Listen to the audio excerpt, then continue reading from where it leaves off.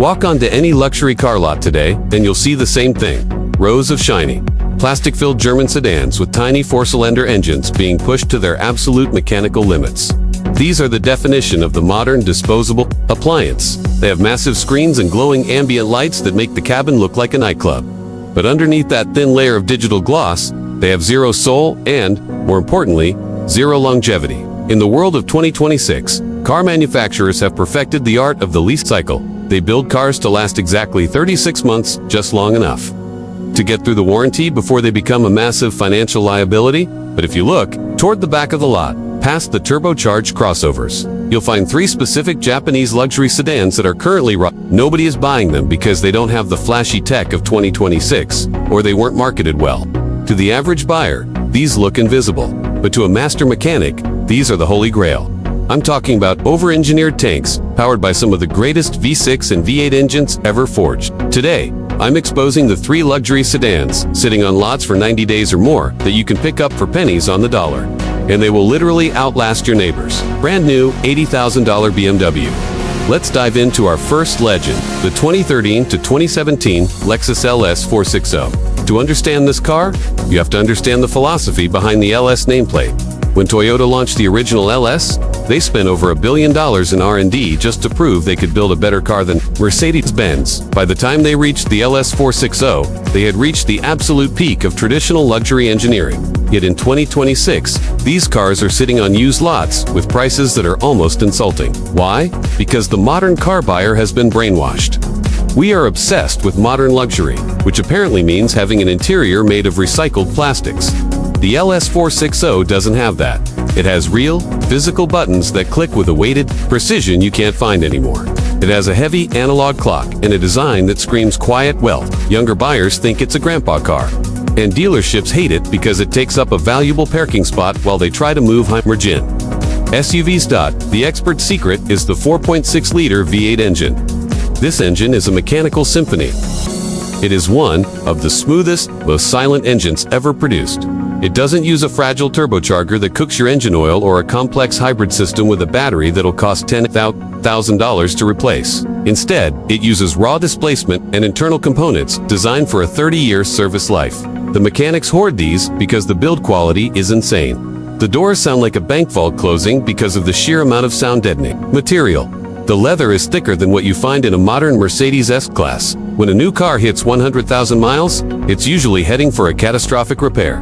When an LS460 hits that mark, it's just finishing its break-in, period. You can find these rotting on lots for under $22,000 right now. You are buying a $75,000 flagship limousine for the price of a used Toyota Corolla. Next is a car that most Americans don't even know exists. The Acura, produced from 2014 to 2020. This is perhaps the greatest marketing failure in Honda's history. Acura essentially built a spaceship and dressed it in a business suit. To the average person, the RLX looks like a slightly larger Honda Accord. It has zero curb appeal for the status-hungry crowd. Used car dealers treat these like poison because they don't have the clout of a Lexus or the prestige of an Audi. But underneath that boring skin is the J35 V6 engine, arguably the most reliable V6 in automotive history. The real magic is the Sport Hybrid SH-AWD model. It uses 3 electric motors and a 7-speed dual-clutch transmission co-developed with the technology used in the Acura NSX supercar. It is a silent 377 horsepower beast that gets nearly 30 miles per gallon. Because nobody knows what it is, these cars sit on lots for months. Experts buy them because they get world-class Honda reliability combined with the Krell audio system and double-pane acoustic glass that makes the cabin as quiet as a library. You are buying a car that will easily go 250,000 miles, and you're paying $15,000 for it because the dealership is desperate to get rid of it. You are getting torque vectoring technology that you would normally have to pay $80,000 for in a modern Porsche. And because it's a Honda product, the parts are accessible. The only thing to watch out for is the timing belt service every 100,000 miles. It's a predictable, mechanical maintenance item, not a random electronic ghost that leaves you stranded. Before we get to our final sedan, I have a question. Are you tired of cars that feel like disposable appliances? We are currently living in the age of the throwaway car. The manufacturers want you on a perpetual subscription model. We are building a community of owners here who value engineering over marketing. If you want to stay ahead of the car market, hit that subscribe button right now. We spend dozens of hours every week researching these mechanical ghosts so you can drive something better for less. If you've already subscribed, drop a comment below and tell me, V8 Lexus or hybrid Acura.